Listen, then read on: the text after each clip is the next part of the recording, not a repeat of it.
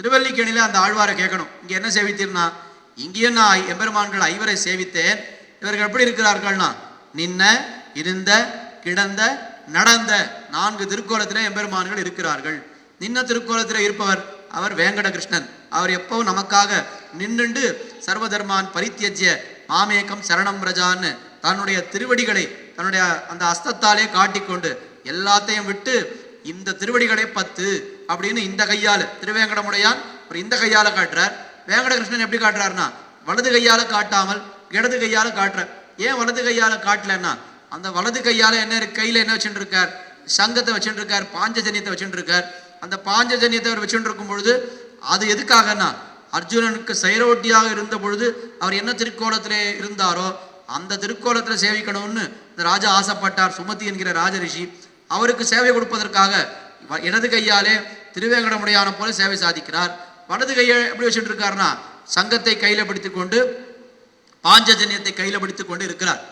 வேங்கட கிருஷ்ணனை சேவிக்கும் பொழுது பெரியவர்கள் என்ன சொல்லியிருக்கிறார்கள் என்று சொன்னால், அந்த வேங்கட கிருஷ்ணன்றவர் பகவத்கீதா ஸ்வரூபமாக எழுந்துள்ளிருக்கிறார்னு சொல்ற.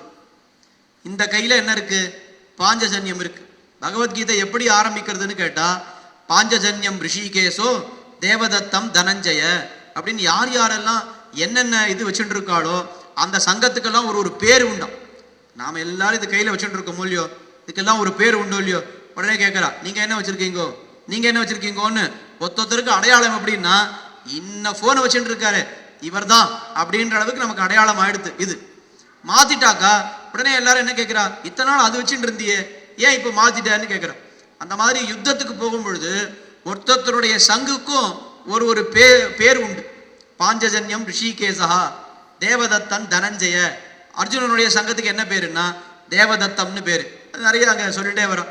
அப்பா அந்த பாஞ்சஜன்யத்தை எடுத்து அவன் என்ன பண்ணான், கண்ணன் ஊதினான். சகோஷோ தார்தராஷ்டிரானாம் ஹிருதயானி வெதாரயது அப்படின்னு சொல்றோம். அப்படி பகவத்கீதை எப்படி ஆரம்பிக்கிறதுன்னா பாஞ்சஜன்யம்னு ஆரம்பிக்கிறது. ஒரு 4 ஸ்லோகத்திலே வந்துடுறது. அப்ப வலது கையில பாஞ்சஜன்யத்தை வைத்துக் கொண்டிருக்கிறார் வேங்கட கிருஷ்ணன். இடது கையில என்ன காட்டி கொண்டிருக்கிறார், சர்வதர்மான் பரித்தியஜ்ய மாமேகம் சரணம் ரஜான்னு தன்னுடைய திருவடிகளை காட்டி கொண்டிருக்கிறார். அது எங்க வருதுன்னா பகவத்கீதையிலே 18வது அத்தியாயத்திலே 66வது ஸ்லோகமாக வருகிறது. மேல ஒரு 5 ஸ்லோகம் தான். அப்ப பாஞ்சஜன்யம்னு ஆரம்பிக்கிற பகவத்கீதை சர்வதர்மான் பரித்தியஜ்யன்னு முடிகிறது. இந்த ரெண்டுத்தையும் அவர் அப்படியே குறிப்பால காட்டுகிறார். அப்ப இந்த வேங்கட கிருஷ்ணன் எப்படி எழுந்துள்ளிருக்கிறார்னா பகவத்கீதா ஸ்வரூபமாக எழுந்துள்ளிருக்கிறார்னு காட்டுவார். நித்திய நாம பகவத்கீதையை முழுக்க வாசிக்கணும் அப்படின்னா அதெல்லாம் நம்மளால முடியாது. என்ன பண்ணலாம், பேசாம நித்தியம் போய் பார்த்தசாரதி பெருமாள் வேங்கட கிருஷ்ணனை ஒரு வாட்டி நாம செவிச்சிட்டோம்னா ஒரு முறை பகவத்கீதை பாராயணம் பண்ணினதற்கு அது சமம். ரொம்ப சுலபம் சுவாமி, இத்தனை நாளா எங்களுக்கு தெரியவே தெரியாது, பகவத்கீதையை கஷ்டப்பட்டு பாராயணம் பண்ணணும்னு நினைச்சோம், பெருமாளை போய் சேவிச்சாலே பகவத்கீதா பாராயணம் பண்ண சமம் அப்படின்னு சொல்லிட்டா இனிமேலேருந்து நாங்கள் விடாம நாளையிலேருந்து பண்றோம் அப்படின்னு நமக்கு ரொம்ப சுலபமான வழியை எல்லாம் பெரியவர்கள் காட்டியிருக்கிறார்கள். அப்ப நின்ன திருக்கோலத்திலே எழுந்தோடி இருப்பவர் அவர் யாரு, வேங்கட கிருஷ்ணன் அப்படின்னு தெரியும். அதுக்கு மேலே ரங்கநாதர் இருக்கார். அவர் என்ன திருக்கோலத்தில் எழுந்தொழுக்கிறார், அவர் கிடந்த திருக்கோலத்தில் எழுந்தொழுக்கிறார். அவர் படுத்துண்ட பெருமாள் திருவரங்கத்திலே எப்படி சயனித்துக் கொண்டிருக்கிறாரோ அதே போல சயனித்துக் கொண்டிருக்கிறார். இல்ல தப்பா சொல்லிட்டேன். திருவரங்கத்திலே சயனித்துக் கொண்டிருப்பதற்கும் திருவல்லிக்கேணியில ரங்கநாதர் சயனித்துக் கொண்டிருப்பதற்கும் வித்தியாசங்கள் இருக்கின்றன. என்ன வித்தியாசம் யாருக்காவது தெரியுமா? திருவரங்கத்துல பெரிய பெருமாள் படுத்துட்டு இருக்காரு, அவருக்கு 2 கை தான், விபுஜன்னு சொல்லுவோம், 2 கை தான் அவருக்கு. ஆனா திருப்பாணாழ்வார் அவரை பார்க்கும் பொழுது என்ன சொன்னார், கையினார் சுரிசங்கனல் ஆழியர் நீள்வர போல் மெய்யனார்னு சொன்னார். இந்த கையில சக்கரம் வச்சுட்டு இருக்கார், இந்த கையில சங்கு வச்சுட்டு இருக்காருன்னு திருப்பாணாழ்வார் சொன்னார். சரி, திருப்பாணாழ்வார் சொல்லியிருக்கார், எங்க இருக்குன்னு தேடி பார்க்கலான்னு அடியேன்னு போனேன், கண்ணுக்கு தெரியல. உடனே அர்ச்சகரை கேட்டேன், என்ன சுவாமி திருப்பாணாழ்வார் அப்படி பாடியிருக்காரு, எனக்கு கண்ணுக்கு தெரியலையேன்னா. அவர் என்ன சொல்லிட்டார் தெரியுமோ இல்லையோ, அதெல்லாம் நம்ம கண்ணுக்கு தெரியாது, பக்தர்கள் உண்மையான பக்தர்கள் கண்ணுக்கு தான் தெரியும்னு சொல். இப்ப யார் உண்மையான பக்தராய் இருந்து அவர் திருவரங்கநாதனை சேவிக்க போறாளோ அவளுக்கு 4 கை தெரியும். யார் உண்மையான பக்தர்கள் இல்லையோ அவளுக்கு 2 கை தான் தெரியும். இப்ப நமக்கு இதுல என்ன தெரிஞ்சதுன்னா, எப்ப திருவரங்கத்துக்கு போயிட்டு வந்தாலும் நாம என்ன சொல்லணும்னா, நான் இன்னைக்கு 4 கையோட பெருமாளை சேவிச்சேன்னு சொல்லணும். அப்பதான் ஊர் உலகம் நம்மளை பக்தர்னு நம்புவோம். நான் 2 கையோட தான் பெருமாளை சேவிச்சேன்னு சொன்னா நான் அப்ப என்ன ஆகும், இவர் பக்தர் இல்லை. ஏன்னா திருப்பாணாழ்வாருக்கு தான் அவர் காட்டியிருக்கார். ராமாவதாரத்துல சக்கரவர்த்தி திருமகன் அவர் ஒரு நாளும் சதுர்புஜத்தோடு யாருக்கும் சேவை சாதித்ததே கிடையாது. ஆனால் திருவடி வந்தார். வந்த உடனே அவருக்கு என்ன சேவை கொடுத்தார்னா சதுர்புஜ சேவையை கொடுத்தார். மந்தோதரி வந்தா, அவள் ராமனை முன்ன பின்ன பார்த்ததே கிடையாது. ராவணன் மாண்டு விட்டான்ற செய்தி கேட்ட பிற்பாடு ராவணனை பார்த்து அழணும்னு ஓடி வராவ. இப்படி ஓடி வரும் பொழுது ராமனை பார்க்கிறா. ராமனை பார்த்தா அவளுக்கு என்ன சேவை கிடைச்சதுன்னா சதுர்புஜத்தோடு சேவை கிடைத்தது. ராமாவதாரத்தில் ராமன் யாருக்குமே சதுர்புஜ சேவையே கொடுக்கலையே, இவாளுக்கு மட்டும் எப்படி கிடைச்சதுன்னா இவர்களெல்லாம் உயர்ந்த பக்தர்கள், அதனால சாதாரண பக்தர்களுக்கு தெரியாதது கூட இவருக்கு கிடைத்தது. அப்போ திருவரங்கநாதன் பெரிய பெருமாளை போய் நாம சேவிச்சோன்னு சொன்னா நமக்கு 4 கை தெரிஞ்சுதானா நாம உயர்ந்த பக்தர்கள், 2 கை தான் தெரிஞ்சுதுன்னா சாதாரண பக்தர்கள். பக்தர்னு சொல்லிக்கக்கூடிய ஒரு மனிதன் அவ்வளோதான் நம்மளை சொல்லிக்கலாமே தவிர பக்தர்னு கூட சொல்ல முடியாது. அப்படி அங்க வித்தியாசம் இருக்கு. ஆனா திருவல்லிக்கேணியில போய் பார்த்தா இந்த ரங்கநாதரை போய் சேவிச்சாக்கா இவர் எப்படி இருக்காருன்னா பண்டித பாமர வாசியின்றின்னு சொல்லுவோம். உயர்ந்த பக்தருக்கும் 4 கையோட காட்சி அளிக்கிறார். நம்ம போன்ற சாதாரணமானவர்களுக்கும் 4 கையோட காட்சி அளிக்கிறார். அப்ப திருவரங்கத்துல பெரிய பெருமாளை சேவிப்பதை காட்டிலும் திருவல்லிக்கேணியில பெரிய பெருமாளை சேவிப்பது ரொம்ப உயர்ந்தது, ரொம்ப விசேஷம். அவருடைய அதுவே ஒரு பெரிய சௌலபியம்னு சொன்னா, அதை காட்டிலும் மிஞ்சின சௌலபியம் உண்டுன்னு சொன்னா அது திருவல்லிக்கேணியில. அதாவது திருவரங்கத்திலே எம்பெருமான் எழுந்தொழிருப்பது ரொம்ப பெரிய சௌலபியம்னு சொன்னா, அதை காட்டிலும் மிஞ்சில சௌலபியம் எங்கே இருக்கிறதுன்னா திருவல்லிக்கேணியிலே சேவிக்கலாம். அப்படி இந்த கிடந்த திருக்கோலத்திலே இந்த எம்பெருமான் சேவை சாதிக்கிறார். ஒரு விதமாக திருமணிசி ஆழ்வார் எந்த எம்பெருமானை பார்த்து இந்த பாசுரத்தை பாடினார்னா ரங்கநாதரை பார்த்து தான் அவர் பாடினார் அப்படின்னு சொல்ற அளவுக்கு அவர் எழுந்தொழிருக்கிறார். நித்தியம் சேவிக்கிறோம். யார் யாரெல்லாம் ரங்கநாதர் சன்னதிக்கு உள்ள போய் சேவிக்கலையோ அவெல்லாம் உள்ள போய் சேவிங்க. சில சமயம் திறப்பா, சில சமயம் அது திறக்க மாட்டா. அப்படி திறந்திருக்கிற காலத்திலே போனாக்கா இப்படி போய் சேவிச்சாக்கா 4 கை இருக்கா, இல்லை உபன்யாசத்துல வந்தவர் சும்மா சொல்லிட்டு போயிட்டாரா 4 கைன்னு உண்மையா நமக்கு தெரியலையே அப்படின்னு நினைக்க வேண்டாம். நேரே எந்த விஷயத்த சொன்னாலும் உடனே செக் பண்ணி பார்த்துடுறது நல்லது. நாளைக்கு நீங்க கோயிலுக்கு போனாக்கா 4 கையா 2 கையான்னு பார்த்துடுங்க. முதல்ல ஒரு விஷயம் சொன்னேன், நரசிம்மர் சன்னதிக்கு மேலே 5 எபெருமான்கள் எழுந்தொழிருக்கிறாருன்னு, அதையும் பார்த்துருங்கோ. இங்க ஆனைக்குளம்னு ஒரு இடம் இருக்கு, அங்கதான் திருமழிசி ஆழ்வார் இருந்தார்னு சொன்னேன், அதையும் போய் பார்த்துருங்க. நம்ம தான் 10 நாள் இங்க இருக்க போறோமே, இன்னைக்கு தானே 2வது நாள் ஆறுது. 8 நாள் நமக்கு இதெல்லாம் காரியமா வச்சுட்டு எல்லாத்தையும் நாம வெரிஃபை பண்ணிடலாம். அப்படி கிடந்த திருக்கோலத்திலே ரங்கநாதர் சேவை சாதிக்கிறார். பக்கத்திலே யார் இருக்கா? ராமர் இருக்கிறார். இந்த ராமரை ரங்கநாதரும் சேர்த்து வச்சிருக்காளே, அதுக்கு என்ன காரணம் சுவாமி? ஏன் ரங்கநாதர் பக்கத்துல வரதர் இருந்திருக்கலாம், ரங்கநாதர் பக்கத்துல நரசிம்மர் இருந்திருக்கலாம், ஆனா ரங்கநாதர் பக்கத்துல ராமர் ஏன் இருக்கார் அப்படின்னா சக்கரவர்த்தி திருமகன் ஆராதித்த எம்பெருமான் யாருன்னா அவர் ரங்கநாதன். அப்ப ராமன் இங்க எழுந்தொழிருக்கிறார்னா எதுக்காக எழுந்தொழிருக்கிறார்? ரங்கநாதரை ஆராதித்து கொண்டு அவர் அப்படியே நித்திய ஆராதனம் பண்ணிட்டு அவர் எழுந்தொழிருக்கிறார். ஒரு ஆராதனை பண்ணும் பொழுது எப்படி தனியா பண்ண மாட்டா, குடும்பத்தோடு சேர்ந்து தானே பண்ணுவா. அதனால அப்படி எப்படி இருக்கார் அவர்? பரதனும் தம்பி சத்துருக்கனனும் இலக்குமனோடு மைதிலியும் இரவு நண்பகலும் துதி செய்ய நின்ன ராவணாந்தகன எம்மானை அப்படின்னு திருமங்கை ஆழ்வார் பாடுறார். இங்க ரொம்ப குடும்பத்தோடு எழுந்தொழிருக்கிறார் சக்கரவர்த்தி திருமகன். எப்படி? நடுவுல சக்கரவர்த்தி திருமகன், இந்த பக்கம் பிராட்டி சீதா பிராட்டி, இந்த பக்கம் லக்ஷ்மணர், ஒரு பக்கம் பரதன், ஒரு பக்கம் சத்ருக்னன்னு 4 பேரும் சேர்ந்து இங்க எங்க இருக்காருன்னா சரியா பெரிய பெருமாளுடைய திருவடி வாரத்திலே அவர்கள் எழுந்தொழிருக்கிறார்கள். இப்ப என்ன தெரியறதுன்னா பெரிய பெருமாளுக்கு திருவாராதனம் பண்ணிட்டு அவர் எழுந்தொழிருக்கிறார். இப்படித்தானே நடந்தது. அவர் அயோத்தியைக்கு வந்தார். பெரிய பெருமாள் இருக்காரு, அவர் முதல்ல எங்க இருந்தார்? சத்தியலோகத்துல இருந்தார். அங்கிருந்து அவர் இக்ஷ்வாகு குலதனமாக இக்ஷ்வாகு என்கிற ராஜாவுக்காக அவர் அயோத்தியைக்கு வந்தார். அயோத்தியில இருந்தவரை பெருமாள் என்ன பண்ணார்? ராமர் அவர் சக்கரவர்த்தி திருமகன் விபீஷணனுக்கு பரிசாக கொடுத்தார். விபீஷணன் வருகின்ற காலத்திலே காவேரியை பார்த்தார், நான் இங்கேயே இருக்கேன்னு சொல்லிட்டார். அப்போ காவேரியில திருவரங்கத்திலே பெரிய பெருமாள் இருக்காரே, அது அவருக்கு சொந்த ஊரானா? அது அவருக்கு சொந்த ஊரே கிடையாது. அவருடைய சொந்த ஊர் எதுன்னா அயோத்தியை, இல்லைன்னா சத்தியலோகம்னு சொல்லலாம். இப்போ இன்னைக்கெல்லாம் வேடிக்கை சொல்றாளே, இங்கே நம்ம ஊருக்கு யார் யார் வந்திருக்கானா, எல்லாம் வடக்கன்லாம் இங்கே வந்துட்டான்னு சொல்றான். முதலிலே தமிழ்நாட்டுக்கு வந்த வடக்கன் யாருன்னா அது பெரிய பெருமாள் தான்.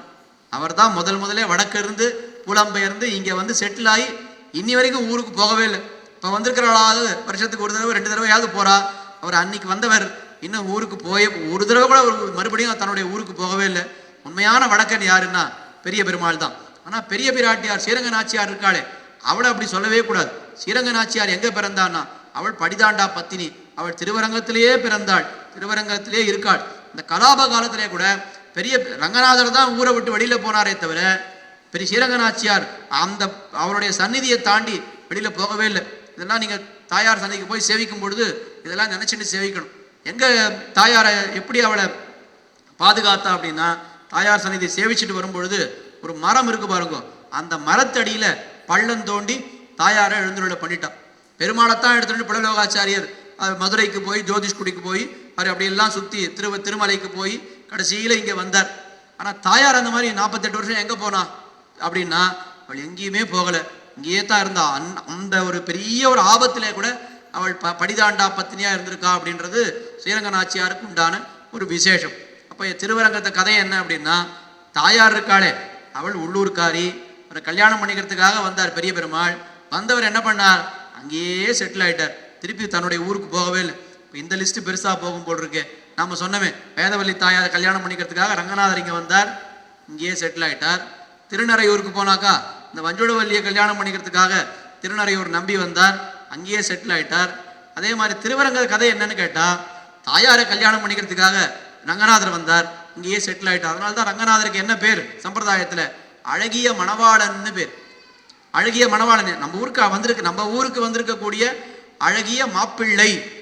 மாப்பிள்ளை தானே தவிர அந்த ஊருக்காரர் கிடையாது, ஒரு வழக்கம்தான் நிச்சயமா.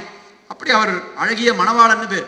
இப்போ கூட தாயாருக்கும் பெருமாளுக்கும் ஒரு பிரணய கழகம் மட்டையடி ஏற்பட்டதுன்னா, உள்ளூர்காரா ஆச்சாரிய புருஷா ஸ்தலத்தாரெலாம் எல்லாரும் எங்கே போயிடுவார்னா, எல்லாம் தாயார் பக்கம் போய் நின்றுடுவோம். பெருமாள் அம்போன்னு அனாதையாக இருப்பார், ஒன்றும் அவரை யாருமே சீண்ட மாட்டார். கதவை சாத்திட்டாருன்னு வச்சுக்கோ, தாயார் கதவை சாத்திட்டார்னா மொத்த பேரும் எல்லாரும் பெருமாளோட தான் ஒரே ஊருக்கு போயிருப்பா. அன்னைக்கு தாயாருக்கு தெரியாமல் எல்லாரும் ஒரே ஊருக்கு போனா. ஆனால் இன்னைக்கு தாயாருக்கும் பெருமாளுக்கு சண்டைன்னு வரும்பொழுது எல்லாரும் எங்கே வந்துடுவா, எல்லாம் தாயார் கட்சி தாயார் கோஷ்டிக்கு வந்துடுவா. தாயார் கோஷ்டியில் ஒரு 50 பேர் 60 பேர் ஸ்ரீ வைஷ்ணவா ஆச்சாரிய புருஷா ஸ்தலத்தார் எல்லாரும் நிற்பா.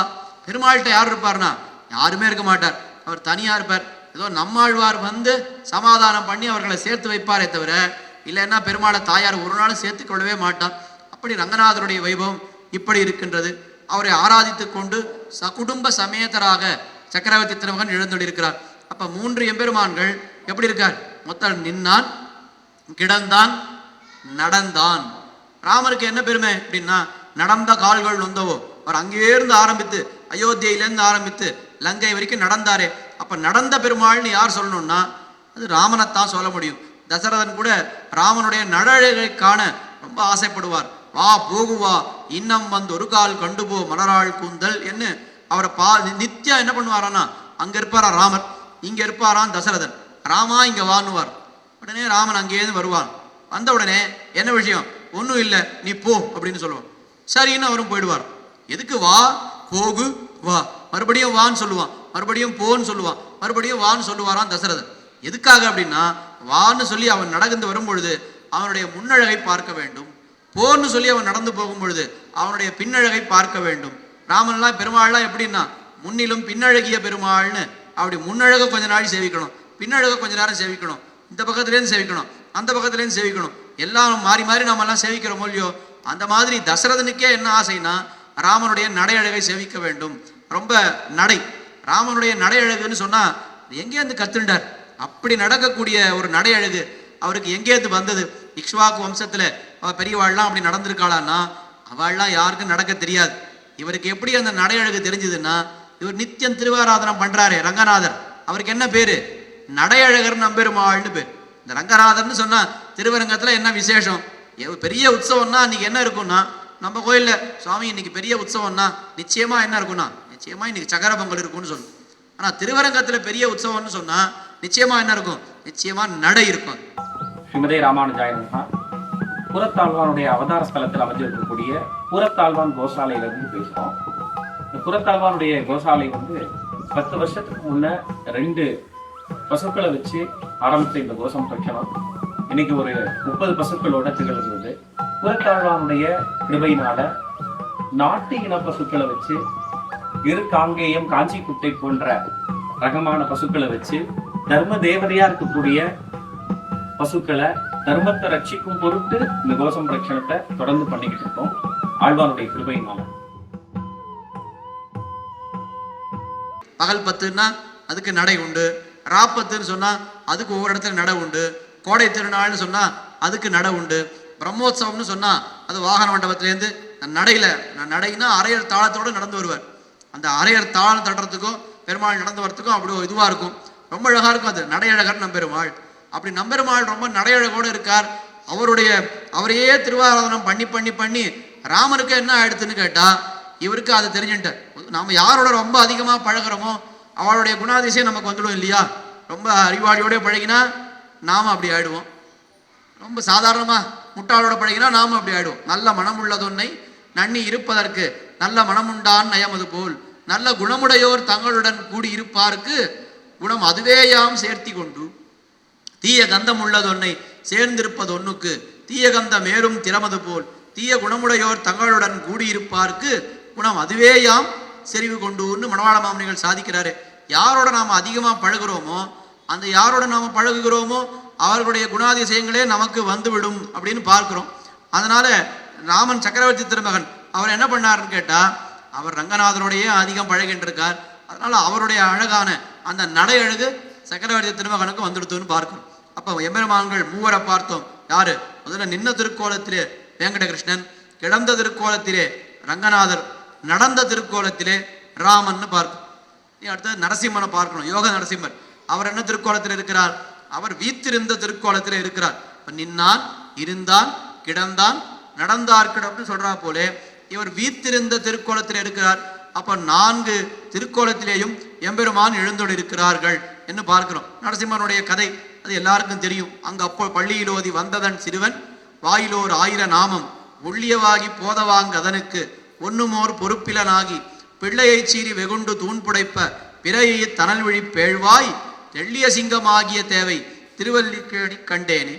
எத்தனையோ இடங்கள்ல நரசிம்மரை நாம சேவிக்கிறோம். ஆனா அந்த எம்பெருமான்களுக்கும் இந்த நரசிம்மருக்கும் என்ன வித்தியாசம்னு கேட்டா அவள்லாம் ரொம்ப உக்ரமா இருப்பான். உக்ரம் நரசிம்மர்னு சொன்னாலே ரொம்ப உக்ரமூர்த்தி. ஆனா நம்ம திருவல்லிக்கேணியில இருக்கக்கூடிய நரசிம்மர் இருக்காரு, இவருக்கு நரசிம்மனே பேர் கிடையாது, தெள்ளிய சிங்கர்னு பேர். தெள்ளிய சிங்கர்னா என்ன அர்த்தம்? ரொம்ப தெளிந்து இருக்கிறார், கோபம் தெளிந்து சாந்த ரூபியாக இருக்கிறார். அவருக்கு தான் தெள்ளிய சிங்கர்னு பேர். அந்த தெள்ளிய சிங்கமாகிய தேவை திருவல்லிக்கேணி கண்டேனேன்னு சொன்னார். அப்படி வீத்திருந்த திருக்கோலத்திலே மேற்கு நோக்கி திருமுக மண்டலமாக, மேற்கு நோக்கி திருமுக மண்டலம் நரசிம்மர் இருக்காருன்னு சொன்னா ரொம்ப விசேஷம். ஏன்னா அவதரிச்ச காலமே எதுன்னு கேட்டா அஸ்தமன காலத்திலே தானே அவதரிக்கிறார். அந்த சமயத்திலே சூரியன் எந்த பக்கம் இருக்கிறது? மேற்கு பக்கம் இருக்கிறது. அப்படி மேற்கு நோக்கி நரசிம்மர் எழுந்துள்ள இருக்கிறார்னு சொன்னா ரொம்ப விசேஷம், வரப்பிரசாதின்னு சொல்லுவார். அப்படி இருந்த திருக்கோலத்திலே எழுந்தருளி சேவை சாதிப்பவர் நரசிம்மர், யோக நரசிம்மர். வேடிக்கையா வேதாந்த தேசிகன் ஒரு தசாவதார ஸ்தோத்திரத்தை சொன்னார். என்ன பண்ணிட்டார் நரசிம்மர் அப்படின்னா, யா காச்சித் மகாசுர ஸ்தூணா பிதாமஹ்ய பூத்துன்னு சொன்னார். நரசிம்மர் என்ன பண்ணிட்டாருன்னு கேட்டா, நரசிம்மருக்கு யார் தாயார்?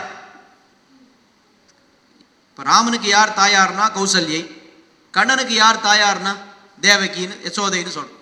நரசிம்மனுக்கு யார் தாயார்னா தூண், கம்பம் தான் தாயார். இப்ப என்ன பண்ணிட்டார் நரசிம்மன் எம்பெருமான் என்ன பண்ணிட்டாரானா, யா காச்சித் மகாசுர ஸ்தூணா பிதாமஹ்ய பூத்துன்னு சொன்னார். பிரம்மா இருக்காரோ இல்லையோ, இந்த பிரம்மா யாருடைய பிள்ளை? நாராயணனுடைய பிள்ளை. நான்முகனை நாராயணன் படைத்தான் அப்படின்னு சொல்றோம். இப்போ இவர் என்ன சொல்றார் வேடிக்கையா, பிரம்மாவுக்கு அம்மா நாராயணன், பாட்டி இல்லையேன்னு ஒரு குறை இருந்துதான். சரி, நான் அவனுக்கு ஒரு பாட்டி கொடுக்குறேன்னு சொல்லிட்டு என்ன பண்ணிட்டாருன்னா ஒரு கம்பத்தை பிரம்மாவுக்கு பாட்டி ஆக்கிட்டார். கம்பத்திலேருந்து பிறந்தவர் நரசிம்மர், எம்பெருமான் நாராயணன். அந்த நாராயணத்திலேருந்து பிறந்தவன் பிரம்மான்றதுனால இப்போ பிரம்மாவுக்கு யார் பாட்டி? தூண் தான் பிரம்மாவுக்கு பாட்டி. கம்பத்தை இவருக்கு இதுவாக்கிட்டான்னு சொல்லுவோம். ஸ்ரீரங்கத்தில் சொல்லுவா வேடிக்கையா, காலட்சேபம் நடந்துட்டு இருக்கோம், சுவாமி காலட்சேபம் நன்னா நடந்துட்டு இருக்கா, நன்னா நடந்துட்டு இருக்கு, ரொம்ப நன்னா நடந்துட்டு இருக்கு. அப்படியா? யார் வரா காலட்சேபத்துக்குன்னா நரசிம்மனோட தாயார் வரார் அப்படின்னு. நரசிம்மனுடைய தாயாரா? எந்த நரசிம்மர்? உத்தர வீதியில் இருக்காரு அவரா? சித்திர வீதியில் இருக்கிற அவரா? இல்லை இல்லை, பெருமாள் நரசிம்மர். பெருமாள் நரசிம்மருடைய தாயார் யாருன்னா கம்பம். அப்போ காலட்சேபத்துக்கு மனுஷா யாரும் வரல, கம்பம் தான் கேட்கறது.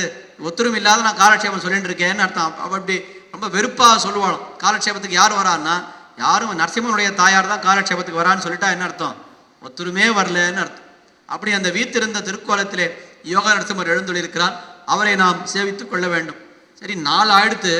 நான் 5 பெருமாள்னு சொன்னீரே, இன்னும் ஒரு பெருமாள் இருக்காரு, கஜேந்திர வரதர். அவர் என்ன திருக்கோலம்னு கேட்டா அவர் எதுல சேர்க்கறதுன்னே தெரியலையே. நின்ன திருக்கோலத்துல சேர்க்கறதா, இருந்த திருக்கோலத்துல சேர்க்கறதா, இல்ல நடந்த திருக்கோலத்துல சேர்க்கறதான்னா அவர் எப்படி இருக்காருன்னா பரந்த திருக்கோலத்துல இருக்கிறார். உலகத்துல எங்கேயுமே எந்த கோயில்லையுமே 4 திருக்கோலத்துல சேவிக்க முடியும் பெருமாள். பரந்த திருக்கோலத்துல சேவிக்க முடியுமான்னா இங்க மட்டும்தான் நித்திய கருட சேவையிலே கஜேந்திர வரதர் சேவை சாதிக்கிறார். நித்தியம் கருட சேவை. நாளைக்கு கருட சேவை நடக்க போறது பார்த்த சாரதிக்கு ஒரு நாள் தான் கருட சேவை. அதை விட்டுட்டாக்கா அவருக்கு எப்போ கருட சேவை? அதுக்கப்புறம் ஆடி மாசம் தான் கருட சேவை. ஆனா வரதருக்கு எப்போ கருட சேவைனா நித்தியம் கருட சேவை.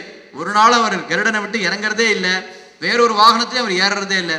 எப்பவும் கஜேந்திர வரதராகவே பரந்த திருக்கோலத்தில் அவர் சேவை சாதிக்கிறாரே, அதனால அவர் நின்னான், இருந்தான், கிடந்தான், நடந்தான், பறந்தான் என்று 5 நிலைகளிலே எம்பெருமானை எல்லாம் நாம் சேவிக்கிறோம். இந்த கஜேந்திர வரதரை போய் சேவிக்கிறவர்கள் நிச்சயமாக சேவிக்க வேண்டும். கஜேந்திர வரதருக்கு 2 பக்கத்துல பிரபை இருக்கோல்லையோ, ஒரு பக்கம் திருக்கட்சி நம்பிகள் எழுந்தொழிருப்பார், ஒரு பக்கம் எம்பெருமானார் எழுந்தொழிருப்பார். ஏன்னா அந்த கஜேந்திர வரதர் காஞ்சிபுரத்தில் இருக்கக்கூடிய தேவப்பெருமாள் பேரருளாளன் இருக்காரே, அவர் தானே திருக்கட்சி நம்பிகள் மூலமாக எம்பெருமானாருக்கு 6 வார்த்தைகளை அருளி செய்தார். அதனால இந்த கஜேந்திர வரதரோடு கூட ஒரு பக்கம் திருக்கட்சி நம்பி எழுந்தொழிருப்பார், மற்றொரு பக்கம் எம்பெருமானார் ராமானுஜர் எழுந்தொழிருப்பார். எல்லாம் பார்க்காதவர்கள் ஏதோ திருவல்லிக்கேணிக்கு வந்தோம் பெருமாளை சேவிச்சோன்னு சொல்லக்கூடாது. இப்படியெல்லாம் சின்ன சின்ன விஷயங்களை எல்லாம் கவனித்து பார்க்க வேண்டும். அப்போதான் நம்ம இதெல்லாம் இந்த விஷயங்களை எல்லாம் அடுத்த தலைமுறையினருக்கு நம்மாலே கொண்டு போக முடியும் என்பதை நான் கருத்திலே கொண்டு எந்த திவ்ய தேசத்துக்கு போனாலும் அங்கே இருக்கக்கூடிய பெரியவர்களை பார்த்து இங்கே என்ன விசேஷம். இப்போ ஒரு திருவரங்கம்னு போனால் போய் சேவிச்சுட்டு வர்றது ரொம்ப சுலபம். ஆனால் அங்கே போனால் நிறைய விஷயங்களை நாம் தெரிந்து கொள்ள வேண்டும். இப்போ எம்பெருமானார் எங்கே எழுந்தொழியிருந்தார், இப்போ ஆளவந்தார்னு சொல்கிறோம். ஆளவந்தாரை பற்றி என்ன சொல்லும் பொழுது ஆளவந்தார் திருமுடி பார்ஸ்வத்திலே ஒரு நாளும் இருந்து அறியார்னு சொல்லுவோம். நேராக கோவிலுக்கு போகிறோமே, எல்லா கோவிலுக்கு போனால் இடது பக்கம் உள்ளே போய் நாம் துவஜஸ்தம்பத்தில் சேவிக்கிறோம். அந்த மாதிரி போய் சேவிக்கலாமா? திருவரங்கத்தில் போனால் அப்படி சேவிக்கக்கூடாது. நேராக உள்ளே போய் நம்ம வலது பக்கம் போய் துவஜஸ்தம்பத்தை இந்த பக்கத்துலேருந்து சேவிச்சுட்டு அதுக்கப்புறம் பிரதட்சணமாக போகணும். ஏன் அப்படி போகணும்னா ஆச்சாரியாலாம் அப்படி தான் அனுஷ்டானம் பண்ணிட்டு இருந்தார்கள். ஆளவந்தார் ஒரு நாள் கூட இந்த மேற்கு பக்கத்தில், அதாவது பெருமாளுடைய குடதிசை முடிய வைத்துன்னு படுத்துட்டு இருக்காரு, அந்த பெருமாளுடைய தலைமாட்டில் ஒரு நாள் இருக்கவே மாட்டாராம். ஏன் இருக்க மாட்டார்னா அவர் எப்பவும் சொல்லுவாராம், அது துரியோதன ஸ்தானம். தலைப்பக்கம் இருந்தாக்கா என்ன அர்த்தம்? துரியோதனன் தலைப்பக்கம் இருந்தான், அர்ஜுனன் திருவடி பக்கம் இருந்தான். திருவடி பக்கம் இருந்த அர்ஜுனன் அவன் வாழ்ந்து போனான். தலைமாட்டில் இருந்த துரியோதனன் என்ன ஆச்சு? நாசமாக போயிட்டான். அதனால பெருமாளுடைய தலைப்பக்கம் என்றைக்குமே நாம் இருக்கக்கூடாதுன்னு இங்கே பெருமாள் இப்படி ஏழுறதா இருந்தா கூட, இப்போ மேற்கு பக்கமாக பெருமாள் மேலப்படியில் பெருமாள் ஏழுறதா இருந்தா கூட ஆளவந்தார் என்ன பண்ணுவாராம்? கிழக்கு பக்கத்துல தான் உட்கார்ந்துட்டு இருப்பாராம். பெருமாள் ஏழுற சமயத்தில் அங்கேயிருந்து சுற்றி வந்து மேற்கு பக்கம் வருவாராம். இப்படி மேற்கு பக்கத்தில் உட்கார்ந்துட்டா என்ன ஆயிடும்னா அது துரியோதன ஸ்தானம். உட்கார்ந்தாக்கா துரியோதனுக்கு என்ன நிலைமை ஏற்பட்டதோ அதுதான் நமக்கு ஏற்படும்னு அப்படி ஆச்சாரியர்கள்லாம் இருந்தார்கள் அப்படின்னு பார்க்கிறோம். அது மாதிரி திருவரங்கத்துக்கு போனால் நம்பிள்ளை காலட்சேப கோஷ்டின்னு ஒரு இடம் காட்டும். பெருமாளுடைய அந்த கீழப்படின்னு இருக்கு, இந்த கீழப்படிக்கு நேர நம்பிள்ளை காலட்சேபம் பண்ணினார். அது காலட்சேபத்தை கேட்கறதுக்காக பெரிய பெருமாளே எழுந்து வந்தார்னு பார்க்கிறோம். இப்படியெல்லாம் ஒரு திவ்யதேசத்துக்கு போனாக்கா ஒரு இடத்த பார்க்கணும். திருவேங்கடமுடையான போய் சேவிக்கிறோன்னு சொன்னால் அங்கே பங்காரு வாப்பின்னு ஒன்று இருக்குது. அதில் என்ன விசேஷம்? ஆளவந்தாருடைய அந்த யமுனை துறைவர் மண்டபம்னு ஒன்று இருக்குது. உடையவர் சந்நிதி பக்கத்தில் யமுனை துறைவர் மண்டபம்னு இருக்கும். அங்கே தான் ஆளவந்தார் புஷ்பத்தை எல்லாம் கட்டி பெருமாளுக்கு சமர்ப்பிச்சாராம். அப்போ அந்த இடத்துல தான் இன்றைக்கும் பெருமாளுக்கு புஷ்பம் வருதுன்னா கடையிலேருந்து நேராக உள்ளே போகாது, கடையிலேருந்து நேராக அந்த யமுனை துறைவர் மண்டபத்துக்கு வரும். அங்கேருந்து தான் இங்கே எடுத்துன்னு வருவா. எந்த ஒரு புஷ்பமாக இருந்தாலும் இந்த நேர திருவேங்கடமுடையானுக்கு போகவே போகாது. அங்கே மண்டபத்துக்கு போயிட்டு தான் திருவேங்கடமுடையானுக்கு போகும். ஏன்னா ஆளவந்தார் அந்த மண்டபத்திலிருந்து தான் புஷ்பத்தை சமர்ப்பித்தார் அப்படின்னு ஒரு கிரமம் இருக்கு. இப்போ காஞ்சிபுரத்துக்கு போனாக்கா நேராக போன உடனே பெருமாள் மலைக்கு போய் பெருமாளை சேவிக்கக்கூடாது. முதல்ல என்ன பண்ணணும்னா அங்கே கச்சிவாய்த்தான் மண்டபம்னு இருக்கும். அங்கே பெருமாளும் திருக்கட்சி நம்பிகளும் பேசிட்டு இருந்த இடம், அந்த இடத்துல போய் அவன் அண்ணா முதல்ல சேவிக்கணும். அதுக்கப்புறம் தான் பெருமாளை போய் சேவிக்கணும் அப்படின்னு ஒரு திவ்யதேசத்துக்கு போகும்பொழுது ஒரு சிறப்புகளை எல்லாம் பார்க்கிறோம். அந்தந்த ஊர் பெரியவர்கள், ஆச்சாரிய புருஷர்கள், அங்கே இருக்கக்கூடிய மகான்கள், வித்வான்கள், அவர்களிடத்தெல்லாம் கேட்டு தெரிஞ்சுட்டு அவர்களோடு போனாக்கா இன்னும் ரொம்ப விசேஷம். நாம சொந்தமாக போவதை காட்டிலும் இந்த ஊரிலே ஒரு ஸ்ரீ வைஷ்ணவர் அவர் கோயிலுக்கு போறார் அப்படின்னா அவருக்கு இந்த அனுஷ்டானங்கள்லாம் நன்னா தெரியும் இல்லையோ. இப்போ திருவரங்கத்துக்கு போகிறோன்னு சொன்னார், உள்ளூர்காரோட போனாக்கா அவளுக்கு என்ன அனுஷ்டானம் எல்லாம் தெரியும். இன்னொரு அதில் அட்வான்டேஜ் என்ன அப்படின்னு கேட்டால், உள்ளூர்காரோட போனால் நம்ம கூட்டத்தில் நிற்காம நம்ம எப்படியாவது சைடில் கீட்டில் கூட்டின்னு போகலான்னு பார்க்கலாம். அது லௌகிகமான ஒரு விஷயம். ஆனால் ரொம்ப முக்கியமான விஷயம் என்னன்னு கேட்டால், அப்படி நாம் ஒரு ஸ்ரீ வைஷ்ணவர்களுடைய சேர்ந்து போனால் வேதம் வல்லார்களை கொண்டு விண்ணோர் பெருமாம் திருப்பாதம் பணிந்துன்னு ஆழ்வார் சொல்லுகிறாரே, அதுபோல அவர்களோடு சேர்ந்து போனால் அந்த ஊரினுடைய அனுஷ்டானங்கள் எல்லாம் நமக்கு நன்றாக தெரியும். அப்படி ஒவ்வொரு திவ்ய தேசத்தை பற்றியும் நாம் நன்றாக தெரிந்து கொள்ள வேண்டும் என்பதற்காக இந்த திருவல்லிக்கேணி திவ்ய தேசம், அது திருவல்லிக்கேணி கண்டேனே என்கிற ஒரு தலைப்பின் கீழே ரொம்ப குறைவாக தான் சொல்லியிருக்கேன். இன்னும் நிறைய விஷயங்கள் இதில் சொல்ல வேண்டியது இருக்குது. இந்த எம்பெருமான்கள் ஐவர் 5 பேரும் 5 நிலையை பிரதிபாதிக்கும்படியாக இருக்கிறார்கள். பரம், வியூகம், விபவம், அந்தரியாமி, அர்ச்சை அப்படின்னு 5 ஒரு பெருமாள் ஒரு நிலை. ரொம்ப இதுவாக சொல்லணும்னா கஜேந்திர வரதர் அவர் பரமபதத்தில் இருக்கக்கூடிய நிலை அதை நமக்கு காட்டுகிறார். வியூகத்தில் இருக்கக்கூடிய திருப்பார்கடலில் இருக்கிற நிலை ரங்கநாதர் அவர் காட்டுகிறார். அதற்கு மேலே அந்தரியாமியா இருக்கக்கூடிய நிலையை அவர் யோக நரசிம்மர், அவர் கம்பத்திலேருந்து தானே வந்தார், எல்லாத்துக்கும் உள்ளே எம்பெருமான் இருக்கிறான்றது தானே அந்தரியாமி, அவர் அதை காட்டுகிறார். அதுக்கு மேலே விபவாவதார நிலை அது சக்கரவர்த்தி திருமகன் காட்டுகிறார். ஏன்னா அவர் குடும்பத்தோடு இருக்கிறார் இல்லையா, அதனால விபவாவதார நிலையை சக்கரவர்த்தி திருமகன் காட்டுகிறார். இப்போ வார்த்த சாரதி பெருமாள் வேங்கடகிருஷ்ணன் இருக்காரே, அவர் அர்ச்சாவதார நிலையை நமக்கு காட்டுகிறார். அவர் வேங்கட கிருஷ்ணன் இல்லையா, திருவேங்கடமுடையான் எப்படி இருக்காரோ அப்படி இவரை சேவிக்கணும்னு தான் ஆசைப்பட்டார். அதனால தான் வேங்கடவனும் கண்ணனும் கலந்த ஒரு கலவையாக ஒரு சேவை சாதிக்கிறார். இந்த விமானத்துக்கு என்ன பேரு? ஆனந்த விமானம்னு பேரு. திருவேங்கடமுடையான் விமானத்துக்கு என்ன பேரு? அதுக்கு ஆனந்த விமானம்னு பேரு. திருவேங்கடமுடையான் மாதிரியே இவர் என்ன பண்றார், அந்த சர்வதர்மான் பரித்தியஜன்னு அதே போல கை வைத்துக் கொண்டிருக்கிறார். திருமார்பிலே பெரிய பிராட்டியாரை வைத்துக் கொண்டிருக்கிறார். இதெல்லாம் வேங்கடவனுக்கு சமமாக அவர் இருக்கக்கூடிய ஒரு நிலைகள். கண்ணன் என்கிற நிலைக்கு சேர அவர் என்ன பண்றார், கையில சங்கு வச்சுட்டு இருக்கார். தேரோட்டியா இருந்ததற்காக பெரிய மீசை வைத்துக் கொண்டிருக்கிறார். அதுக்கு மேலே அந்த கத்தி, சின்ன சின்ன கத்திகள், வாழ் அதெல்லாம் வைத்துக் கொண்டிருக்கிறார்.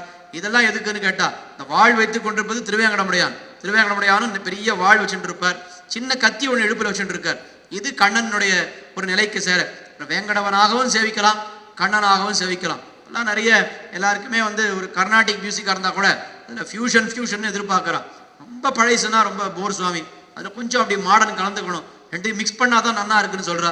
அந்த மாதிரி திருவேங்கடவன் கண்ணன் 2 பேரையும் மிக்ஸ் பண்ணி நமக்கு கொடுத்துருக்கார்.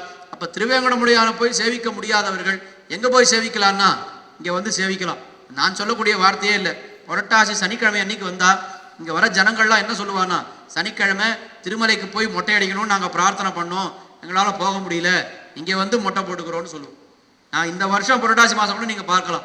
அப்போ திருமலைக்கு போக முடியாதவர்கள் போகக்கூடிய இடம் எதுன்னு கேட்டால் அது திருவல்லிக்கேணி. என்ன காரணம்னா அதே திருவேங்கடமுடையான் தான் இங்கே எழுந்தொழிருக்கிறார். அதனால் இங்கே போனாலே திருவேங்கடமுடையானை சேவித்த ஒரு நமக்கு பலன் கிடைக்கும் அப்படின்னு அப்படிப்பட்ட ஒரு திருவல்லிக்கேணி. இந்த திருவல்லிக்கேணி திவ்யதேசத்தினுடைய பெருமை, இந்த 5 எம்பெருமான்கள் 5 நிலையை உணர்த்தும் விதமாக எழுந்தொழிருக்கிறார்னு ஒரு விதம் பார்க்கலாம். அதே மாதிரி அர்த்த பஞ்சகம்னு சொல்கிறோம். பரஸ்வரூபம், ஜீவஸ்வரூபம், உபாயஸ்வரூபம், விரோதி ஸ்வரூபம், புருஷார்த்த ஸ்வரூபம்னு 5 ஸ்வரூபம் இருக்கு. மிக்க இறைநிலையும் மெய்யா உயிர்நிலையும் தக்க நெறியும் தடையாகி தொக்கியலும் ஊழ்வினையும் வாழ்வினையும் ஓதும் குறுகையர்கோன் யாழினிசை வேதத்தியல்னு சொல்றமே, அப்படி அந்த அர்த்த பஞ்சகத்தை ஒரு நிலையை எம்பெருமான் ஒத்தொத்தர் காட்டுறாருன்னு அதெல்லாம் விவரித்து ரொம்ப அழகான விஷயங்கள் எல்லாம் பெரியவர்கள் காட்டியிருக்கிறார்கள். அதையெல்லாம் கூட அனுபவித்தால் இன்னும் விசேஷமாக இருக்கும். நமக்கு இருக்கக்கூடிய இந்த அவகாசத்திலே ஓரளவுக்கு திருவல்லிக்கேணி கண்டேனே என்கிற தலைப்புக்கு சேர ஒரு சில விஷயங்களை இங்கே விண்ணப்பித்திருக்கிறேன். குற்றங்குறைகள் இருந்தால் க்ஷமிக்க வேண்டுமாய் பிரார்த்தித்து கொண்டு அமைகிறேன். இப்படிப்பட்ட ராமானுஜ கூடங்கள், ததியாராதனைகள் எல்லா ஊர்களிலேயும் எல்லா உற்சவங்களின் போதும் நடக்க வேண்டும் என்கிற அந்த ஒரு பிரார்த்தனை. எத்தனையோ ராமானுஜ கூடம் ஒரு கிராமம்னு இருந்தால் நிச்சயமா ராமானுஜ கூடம்னு ஒன்று இருக்கும். அந்த காலத்துல உடையவர் பண்ணின புரட்சின்னு சொல்றோமே, அதுல முக்கியமான ஒரு புரட்சி என்னன்னா எல்லா ஊர்களிலேயும் அடியவர்களுக்கு ராமானுஜ கூடம்னு ஒன்று இருக்கணும். வெறும் கூடம்னு இருந்தா போருமானா அங்க நித்தியம் ததியாராதனை நடக்கணும். நித்தியம் ஒரு ஊருக்கு வந்தேன், இங்க சாப்பாடு கிடைக்கல, ஒண்ணுமே கிடைக்கலன்னு ஒருத்தர் கூட சொல்லக்கூடாது. அப்படி இந்த ராமானுஜ கூடம்ன்ற ஒரு முறையை எம்பெருமானார் ஏற்பாடு பண்ணி வைத்திருந்தார். ஏதோ கொஞ்சம் ஊர்களிலே தான் அந்த ராமானுஜ கூடம்ன்றது இருக்கிறது. இப்போ இங்கே இது கூட அல்லத்தூர் ராமானுஜ கூடம்னு தான் இதுக்கு பேர். இது ராமானுஜ கூடமாக தான் இருந்தது முன்னாடி, இப்போ அது சத்திரமா மாறிடுது. நிறைய இந்த மாதிரி ஊர்களில் நிறைய இருக்கின்றன. அவர் விசேஷமாக நம்முடைய ஸ்ரீமான் சின்னு பாகவதர் இருக்காரு, அவர் கூரத்தில் ரொம்ப விசேஷமாக பண்ணிட்டு இருக்கார். கூரத்தாழ்வான் உற்சவத்தும் பொழுது ததியாராதனைகள், உபன்யாசங்கள் எல்லாம் விசேஷமாக பண்ணி கொண்டிருக்கிறார். இன்னும் பல ஊர்களிலே பண்ணி கொண்டிருக்கிறார். நம்மளால் முடிந்தது நாம் என்ன பண்ணணும்னா வந்தான். அவர் என்ன எதிர்பார்க்குறாரு, எல்லாரும் சாப்பிட்டா போறோம்னு எதிர்பார்க்குறாரு. ஆனால் அப்படி நாம் விடக்கூடாது. நம்மளால் முடிந்ததா அவர் பண்றார், ஒரு பெரிய காரியம் பண்றாருன்னா அதுக்கு நம்மால என்ன ஒரு துணையா இருக்க முடியும். பணத்தால தான் கொடுக்கணும்னு அவசியமே இல்லை. நம்ம சரீரத்தால் உழைக்கலாம், இல்லை ஒரு கரிகாய் வாங்கி கொடுக்கலாம், கரிகாய் வெட்டி கொடுக்கலாம், 10 பேருக்கு நம்ம பரிமாறலாம். இந்த மாதிரி எல்லாம் சரீரத்தாலேயே நம்முடைய உழைப்பை அங்கே அவருக்கு போட்டு இப்படி ஒரு பெரிய கைங்கரியத்திலே நாமும் கலந்து கொண்டோம் என்ன அந்த ஒரு பாக்கியத்தையும் நாம் எல்லாரும் பெற வேண்டும். இந்த மாதிரியான கைங்கரியங்களை எல்லாம் இன்னும் நன்றாக மேல்மேலும் அபிவிருத்தி அடைந்து எல்லாம் நன்றாக எல்லா திவ்யதேசங்களிலேயும் இப்படிப்பட்ட ராமானுஜ கூடங்கள் தோன்றி அந்த ராமானுஜ கூடங்களிலே பாகவத ததியாராதனைகள் நடக்க வேண்டும் என்கிற ஒரே பிரார்த்தனையோடு என்னுடைய உபன்யாசத்தை நிறுத்துகிறேன். பிருந்தாரண்ய நிவாசாய பலராமானுஜாயச்ச ருக்மிணீ பிராணநாதாய பார்த்தசூதாய மங்களம். ஸ்ரீமதே ரம்யஜாமாத்ரு முனீந்திராய மகாத்மனே ஸ்ரீரங்கவாசினே பூயாத் நித்யஸ்ரீர் நித்யமங்களம்.